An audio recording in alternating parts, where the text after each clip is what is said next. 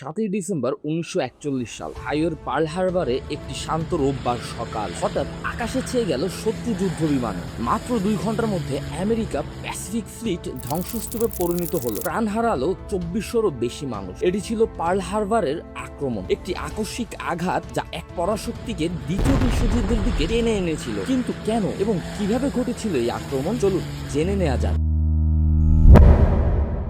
এই আক্রমণের আসল কারণ লুকিয়েছিল তেলে। জাপান রাশিয়া জুড়ে তাদের সাম্রাজ্য বাড়াচ্ছিল, কিন্তু আমেরিকা জাপানের এই অগ্রাসন থামাতে তাদের তেল দেয়া বন্ধ করে দেয় এবং সম্পত্তি ফ্রিজ করে দেয়। জাপানের সামনে তখন দুটি পথ খোলা ছিল, হয় পিছু হটা, না হয় দক্ষিণ পূর্ব এশিয়ার তেল সমৃদ্ধ দেশগুলোকে দখল করা। জাপান যুদ্ধের পথ বেছে নেয়, কিন্তু তাদের মূল বাধা ছিল একটি হাইওয়ে থাকা মার্কিন প্যাসিফিক ফ্লিট। সকাল ঠিক 7:48, 183টি জাপানি বিমানের প্রথম ঝাঁকটি আঘাত হানে। আমেরিকানরা এর জন্য বিন্দুমাত্র প্রস্তুত ছিল না। রাডারে বিমানগুলো ধরা পড়লেও কর্মকর্তারা সেগুলোকে নিজেদের মার্কিন বোমারু বিমান ভেবে ভুল করেছিলেন। মাত্র কয়েক মিনিটেই বোমার আঘাতে মার্কিন যুদ্ধ জাহাজ কেঁপে ওঠে। বিখ্যাত ইউএস অ্যারোজিনা জাহাজটি মাত্র 9 মিনিটে ডুবে যায়, যার ভেতরে প্রাণ হারায় 1100-র বেশি সেনা। এরপর আসে দ্বিতীয় ঝাঁক। মুহূর্তেই স্বর্গীয় দ্বীপটাকে নরকে পরিণত করে দেয় জাপান। পরদিনই প্রেসিডেন্ট ফ্রাঙ্কলিন রুজভেল্ট দেশবাসীর জন্য একটি ভাষণ দেয়। দিনটিকে কলঙ্কিত এক ইতিহাস বলে